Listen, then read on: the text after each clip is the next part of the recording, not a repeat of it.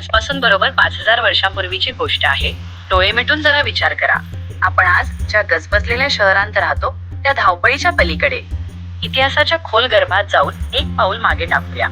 5000 वर्षे हा काळ म्हणजे केवळ आकडा नाही, तर मानवी संस्कृतीचा एक असा टप्पा आहे जिथे माणसाने पहिल्यांदाच नगरात कसं जगावं हे जगाला शिकवलं होतं. ही आहे सिंधू संस्कृती.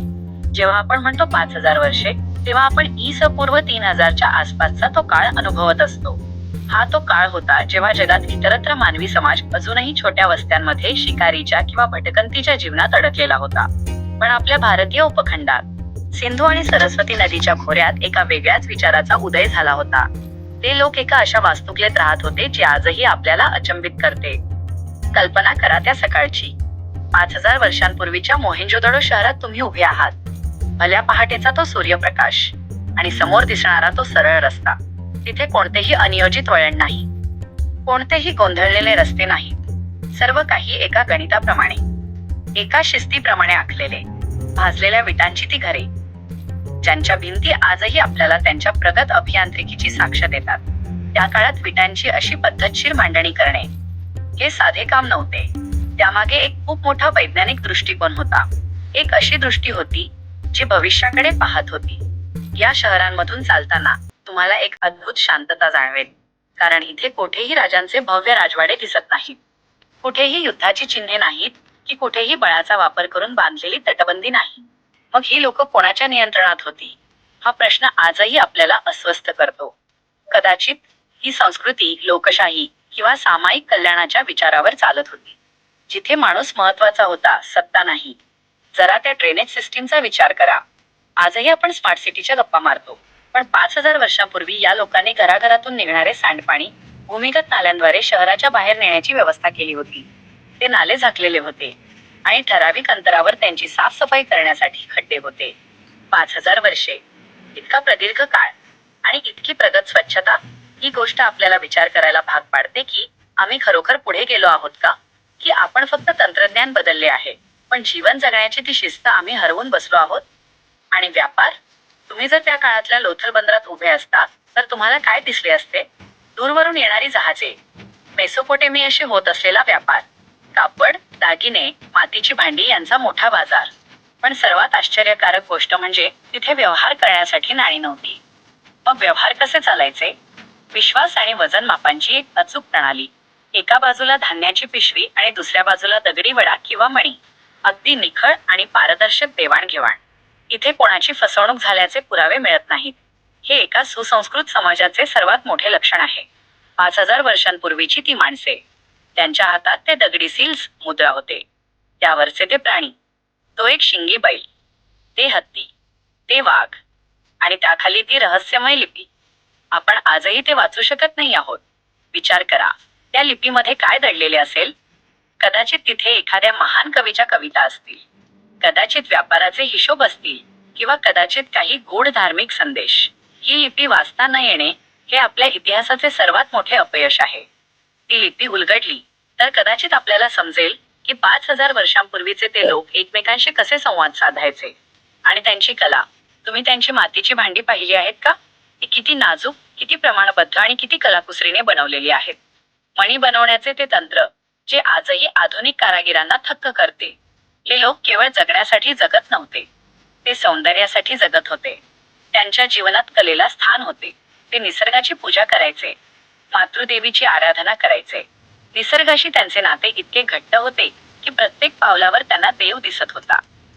पण प्रत्येक गोष्टीला एक अंत असतो. 5000 वर्षांपूर्वीची ती चमकती संस्कृती हळूहळू फिकी पडू लागली. हे का घडले? अचानक काय झाले? ही शहरे ओस का पडली? याचे उत्तर आजही धूळ आणि वाळूच्या थरांमध्ये शोधले जात आहे. काहींना वाटते नदीचे पात्र बदलले, काहींना वाटते पाऊस कमी झाला आणि शेतीवर परिणाम झाला, आणि काही तज्ञ म्हणतात हे तर स्थलांतर होते. लोक आपली घरे सोडून पूर्वेकडे निघाले. पण हे सगळं घडताना तिथे नक्की काय वेदना असतील? कल्पना करा, ज्या शहरात 5000 वर्षे मानवी कोलाहल होता, तिथे एका रात्री अचानक शांतता पसरली असेल. ती घरे रिकामी झाली, ती बाजारपेठ बंद झाली आणि निसर्गाने हळूहळू आपला ताबा घेतला. आजही जेव्हा आपण मोहेंजोदडो किंवा हडप्पाच्या ढिगाऱ्यांकडे पाहतो, तेव्हा तिथे फक्त दगड नसतात, तिथे त्या लोकांची स्वप्ने असतात, त्यांचे प्रेम असते, त्यांचा संघर्ष असतो आणि सर्वात महत्वाचे म्हणजे त्यांची ओळख असते. ही संस्कृती आपल्याला एक मोठा धडा शिकवते. आपण आज तंत्रज्ञानाच्या शिखरावर उभे आहोत, पण आपण निसर्गाला विसरलो आहोत का? आपण आपली घरे मोठी केली आहेत, पण आपण मानवी मूल्ये हरवून बसलो आहोत का? 5,000 वर्षांपूर्वीचे ते लोक, ज्यांनी कोणतेही भव्य मंदिर न बांधताही एक प्रगत समाज निर्माण केला होता, ते आज आपल्याला प्रश्न विचारत आहेत. आज आपण जेव्हा धोलावीराच्या त्या महाकाय जलकुंभाकडे पाहतो, तेव्हा लक्षात येते की पाण्याचे व्यवस्थापन ही त्यांची गरज नव्हती, तर ती त्यांची संस्कृती होती. आपण आज पाणी टंचाईने त्रस्त आहोत, पण 5,000 वर्षांपूर्वी त्यांनी वाळवंटातही पाण्याचे साम्राज्य उभे केले होते. हा इतिहास वाचताना किंवा ऐकताना डोळ्यांसमोर फक्त ती काळी पडलेली माती येऊ देऊ नका, तर त्या मातीच्या खाली दडलेला तो जिवंत समाज बघा. त्या लहान मुलांना रस्ते खेळताना बघा, त्या कारागिराला मणी बनवताना बघा आणि त्या आईला आपल्या मुलाला खाऊ देताना बघा. ते लोक आपल्यासारखेच होते, फक्त काळ वेगळा होता. 5,000 वर्षांपूर्वी जेव्हा जगाला संस्कृतीचा स सुद्धा माहीत नव्हता, तेव्हा या भारतीय मातीने जगाला नागरीकरण शिकवले होते. सिंधू संस्कृती ही केवळ पुस्तकांतील पानं नाही, ती आपली मुळे आहेत, ती आपली ओळख आहे. आपण कदाचित त्या लिपीला अजून वाचू शकलो नाही आहोत, पण त्यांच्या कृत्यातून, त्यांच्या शिस्तीतून आणि त्यांच्या प्रगतीतून त्यांनी आपला संदेश कायमचा मागे ठेवला आहे. आणि तो संदेश आहे शिस्तबद्ध जीवन आणि निसर्गाशी मेळ. आजच्या युगात जेव्हा आपण पर्यावरणाशी संघर्ष करत आहोत, तेव्हा 5,000 वर्षांपूर्वीची ही सभ्यता आपल्याला सांगतेय की प्रगतीचा अर्थ निसर्गाचा नाश नाही, तर निसर्गासोबत प्रगती करणे होय. जेव्हा आपण पुन्हा एकदा या इतिहासाकडे पाहू, तेव्हा फक्त संशोधक म्हणून नाही, तर एक वारसदार म्हणून पहा. कारण ही महान संस्कृती आजही आपल्या रक्तामध्ये, आपल्या परंपरेमध्ये आणि आपल्या भविष्याच्या स्वप्नांमध्ये कुठे ना कुठे जिवंत आहे. ती संस्कृती संपली नाही, ती फक्त काळाच्या ओघात विरून गेली. पण तिची ती बुद्धिमत्ता आणि ती सभ्यता आजही आपल्याला नव्या भारताचे स्वप्न पाहण्यास प्रवृत्त करते. इतिहास हा केवळ भूतकाळ नसतो, तो भविष्याचा आरसा असतो. आणि सिंधू संस्कृतीचा आरसा आपल्याला सांगतोय, आपण पुन्हा एकदा महान होऊ शकतो. आपण पुन्हा एकदा तशी शिस्त, तशी स्वच्छता आणि तसा सुसंस्कृत समाज निर्माण करू शकतो. 5,000 वर्षांपूर्वी जे शक्य झाले, ते आजही नक्कीच शक्य आहे. फक्त गरज आहे ती त्या दृष्टिकोनाची आणि त्या जिद्दीची. आज आपण जेव्हा या रहस्याचा उलगडा करतो, तेव्हा कळते की आपण किती समृद्ध वारसा घेऊन चाललो आहोत.